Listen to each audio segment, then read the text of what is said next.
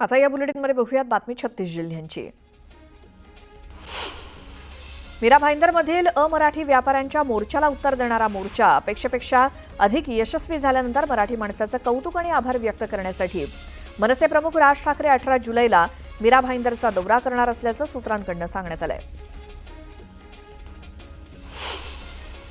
आगामी काळात होणाऱ्या महापालिका, जिल्हा परिषद इत्यादी स्थानिक स्वराज्य संस्थांच्या निवडणुकीसाठी 1 जुलै 2025 पर्यंत ज्यांची मतदार यादीमध्ये नावं आहेत त्यांना मतदान करता येईल। त्यानुसार 1 जुलैची अंतिम केलेली मतदार यादी विचारात घेऊन मतदार संख्या, मतदान केंद्र, मतदान यंत्र आणि उपलब्ध मनुष्यबळाचा विचार करून निवडणुकीचं नियोजन करण्याचे आदेश राज्य निवडणूक आयुक्त दिनेश वाघमारे यांनी दिलेत।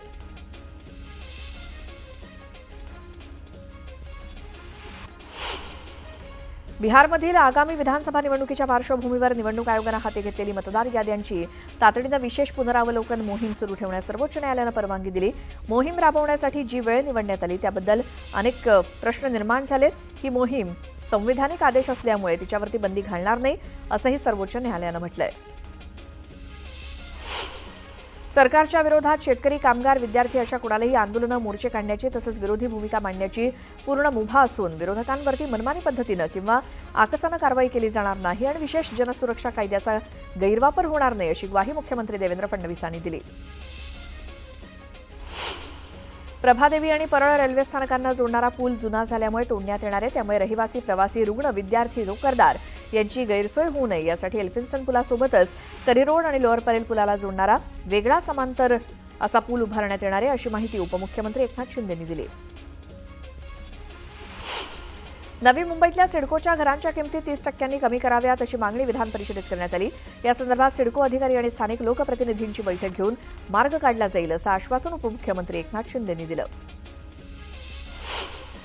पिंपरी चिंचवड महापालिकेच्या 13 जलतरण तलावांपैकी 12 तलाव ठेकेदाराला चालवण्यास देण्याबाबतची निविदा प्रक्रिया पूर्ण झाली आहे। त्यापैकी 11 तलाव ठेकेदाराला हस्तांतरित करण्यात आले असून 1 तलाव हस्तांतरित करण्याची कार्यवाही सुरू असल्याची माहिती उपमुख्यमंत्री एकनाथ शिंदे यांनी विधान परिषदेत दिली।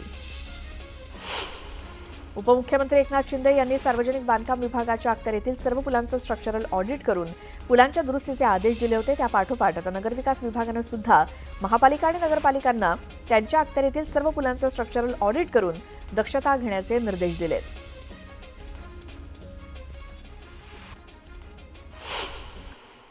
यानंतर एक मोठी बातमी बघूयात।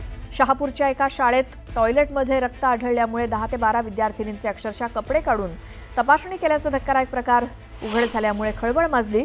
या प्रकरणात 8 जणांवरती गुन्हा दाखल करण्यात आलाय। त्यापैकी 5 जणांना अटक झाली आहे। माधुरी गायकवाड या मुख्याध्यापिकेसह प्रज्ञा, नेहा, प्रिया आणि स्नेहा या सहाय्यक शिक्षिकांना सुद्धा अटक करण्यात आली आहे। या 5ही महिला आरोपींना 14 दिवसांची न्यायालयीन कोठडी सुनावण्यात आली आहे। काल त्यामध्ये 2 महिलांना अरेस्ट करण्यात आली होती। एक मुख्याध्यापिका होती आणि एक शाळेमधले काम करणाऱ्या महिला कर्मचारी होत्या आणि आज रोजी आपण 3 महिलांना अटक केलेली आहे आणि त्या सर्वांना आज न्यायालयात सादर करण्यात आलेलं आहे। ट्रस्टींचे FIR मध्ये नाव घेण्यात आलेले आहेत।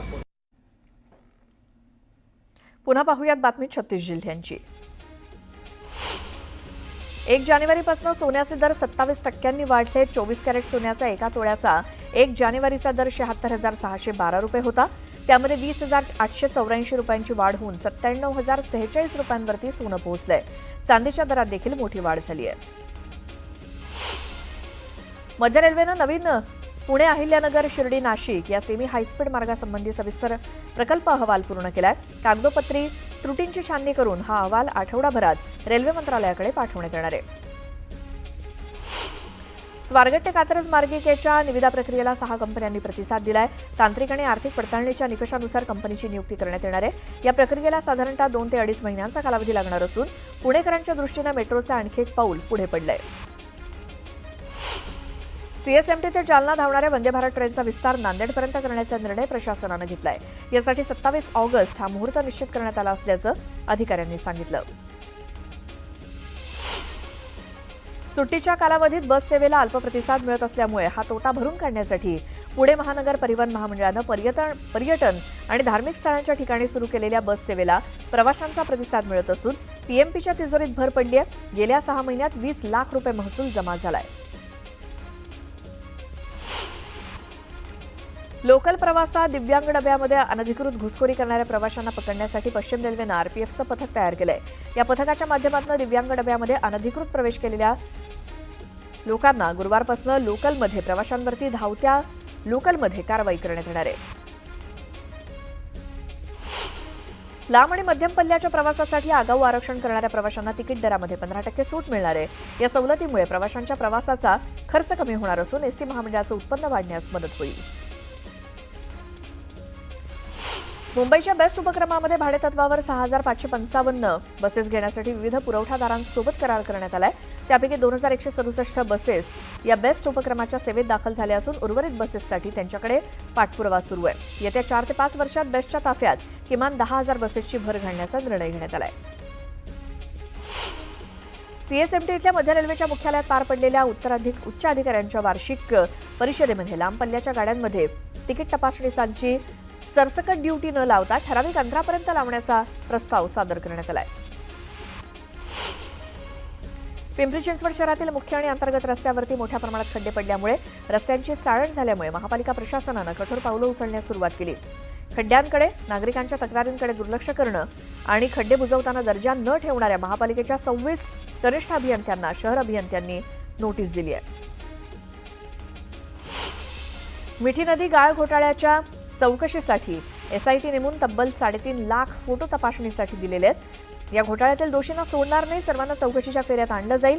तसंच निविदांवरती बाहेरून नियंत्रण ठेवणाऱ्या अदृश्य शक्तींचाही तपास करून कारवाई केली जाईल असं उद्योगमंत्री उदय सामंत यांनी सांगितलं.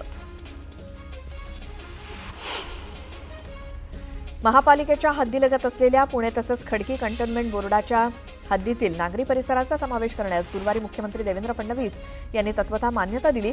या प्रस्तावाला अंतिम मान्यता मिळाल्यानंतर पुणे महापालिकेची हद्द 1.65 चौरस किलोमीटर क्षेत्रफळानं वाढणार आहे. पिंपरी चिंचवड महापालिकेच्या वैद्यकीय सेवा चांगल्या असल्यामुळे रुग्णालयात पुणे जिल्ह्यासह राज्यातील विविध भागातले रुग्ण उपचारासाठी येतात. त्यामुळे महापालिका रुग्णालयात उपचार घेणाऱ्या रुग्णसंख्येचा आलेख सातत्यानं वाढतोय. जुलै 2024 ते जून 2025 या दरम्यान बाह्य रुग्ण विभागात 17,87,019 रुग्णांनी उपचार घेतले.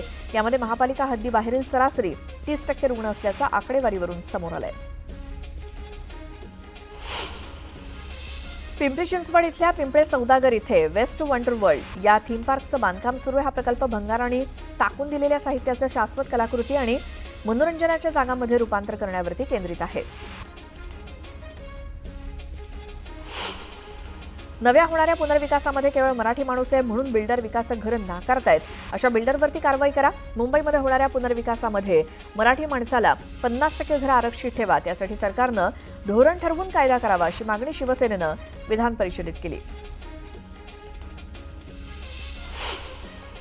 शिंदेंच्या शिवसेनेतील आणि राष्ट्रवादीमधील पदाधिकारी आणि कार्यकर्ते यांनी शिवसेना उभाठा पक्षात प्रवेश केला. सुमारे 150 जणांनी प्रवेश केल्यामुळे डोंबिवलीत ठाकरे गटाची ताकद वाढली आहे. राष्ट्रीय शैक्षणिक धोरणानुसार विद्यार्थ्यांच्या क्रेडिट हस्तांतरणासाठी महत्त्वपूर्ण असलेले अपार आयडी काढण्यात न आल्यामुळे 8,375 विद्यार्थ्यांचे निकाल लावण्यात आलेले नाहीत. त्यामुळे मुंबई विद्यापीठाशी संलग्न महाविद्यालयातील 17,503 विद्यार्थ्यांचं भवितव्य टांगणीला लागलंय. त्यांना पुढील शिक्षणासाठी प्रवेश मिळवताना अडचणींचा सामना करावा लागतोय. राज्यात 11वीसाठीच्या ऑनलाईन प्रवेश प्रक्रियेत दुसऱ्या फेरीच्या नोंदणीला सुरुवात झाली. त्यासाठी 10 जुलैपर्यंत संध्याकाळी 8,117 विद्यार्थ्यांची नोंदणी पूर्ण झाली.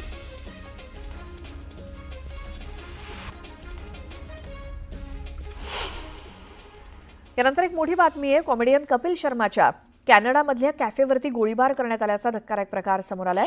कपिलनं नुकत्याच कॅनडामध्ये कॅप्स कॅफे सुरू केला होता आणि कॅफेवरील गोळीबाराचा व्हिडिओ समोर आलाय. या व्हिडिओमध्ये रात्रीच्या वेळी एक माणूस कॅफेवरती गोळीबार करताना दिसतोय. गोळीबार करणारा एका कारमध्ये आहे आणि हा व्हिडिओ सुद्धा तिथूनच बनवला गेल्याचं दिसतंय. खालिस्तानी दहशतवादी संघटना बब्बर खालसा इंटरनॅशनल गँगनं या घटनेची जबाबदारी घेतली आहे. या प्रकरणात बब्बर खालसा इंटरनॅशनल संघटनेशी संबंधित दहशतवादी हरजित सिंग उर्फ लड्डीनं हल्ल्याची जबाबदारी घेतली आहे. लड्डीचा एनआयएच्या मोस्ट वॉन्टेड दहशतवाद्यांच्या यादीमध्ये समावेश आहे.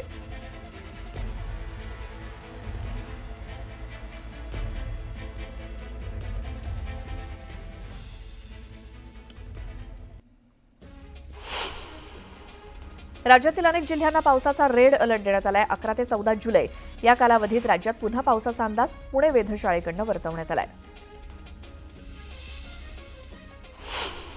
मुंबई गोवा महामार्गावर गेल्या 5 वर्षात तब्बल 340 बळी गेल्याची धक्कादायक माहिती समोर आली आहे. या काळात 957 अपघाताच्या घटना घडल्या असून शेकडो प्रवाशांचा मृत्यू तर अनेक जण कायमचे जायबंदी झालेत. रखडलेलं चौपदरीकरण, धोकादायक वळणं यामुळे या मार्गावरती अपघाताचे 32 ब्लॅक स्पॉट तयार झालेत. चिखलठाणा आंतरराष्ट्रीय विमानतळावरती 24 तासात 100 विमानांची हाताळणी करण्याची क्षमता आहे. मात्र या क्षमतेचा पूर्ण वापर होत नसल्याची स्थिती आहे. आज घडीला दिवसभरात केवळ 6 विमानांचं उड्डाण होत आहे.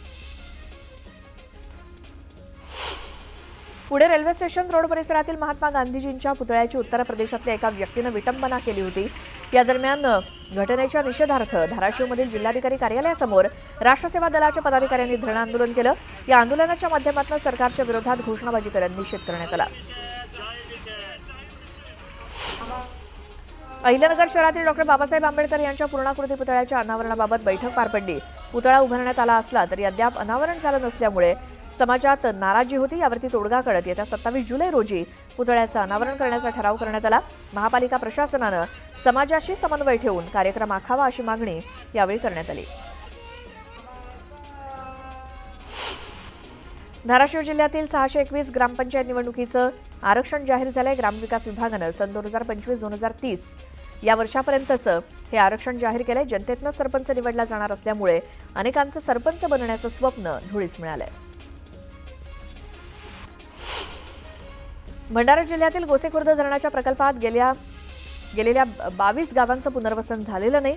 या प्रकल्प बाधितांचं पुनर्वसन करावं अशी मागणी रेटून धरण्यात येते. प्रकल्प बाधितांनी थेट जिल्हाधिकारी कार्यालय गाठत ठिय्या आंदोलन करून नारेबाजी केली होती आणि शेवटी जिल्हाधिकाऱ्यांनी 24 तासांच्या आत तात्पुरती निवासाची व्यवस्था करण्याचं आश्वासन दिल्यामुळे प्रकल्प बाधितांनी त्यांचं आंदोलन मागे घेतलं.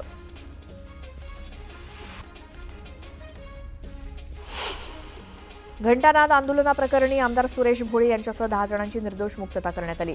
निर्दोष मुक्तता केलेल्यांमध्ये आमदार सुरेश भोळे, माजी आमदार गुरुमुख जगवानी, माजी महापौर ललित कोल्हे यांच्यासह भाजपच्या पदाधिकाऱ्यांचा समावेश आहे.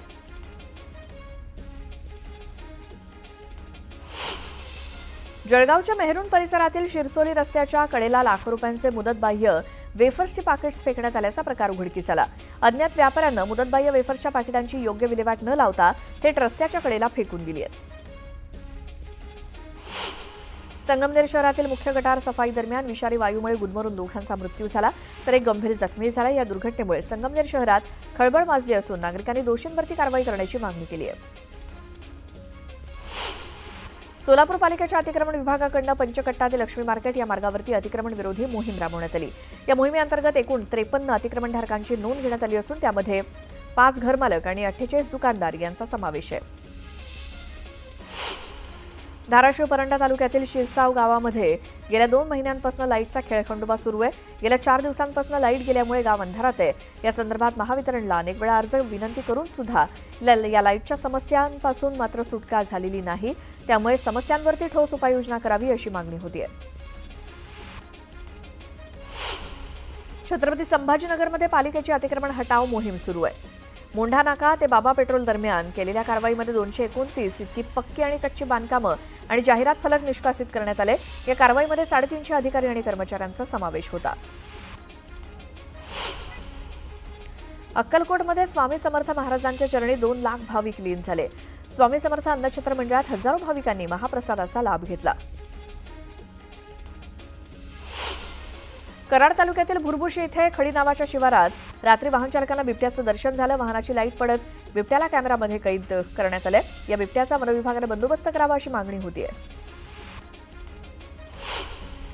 शेतकऱ्यांसाठीच्या योजनांमध्ये गैरव्यवहार केल्यास कठोर कारवाई होणार आहे. यामध्ये सामील असलेले अधिकारी आणि कर्मचारी यांच्यावरती कठोर कारवाई करण्यासाठी नवीन विशिष्ट कार्यप्रणाली तयार करण्यात येणार असल्याचं कृषी राज्यमंत्री आशिष जयस्वाल यांनी सांगितलं. तर आणखी 2 अधिकाऱ्यांना येत्या 8 दिवसात निलंबित केलं जाणार आहे.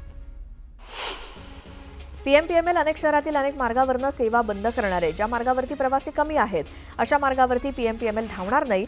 उत्पन्न वाढीसाठी पीएमपीएमएलकडनं मार्गामध्ये बदल करण्याचा निर्णय घेण्यात आलाय.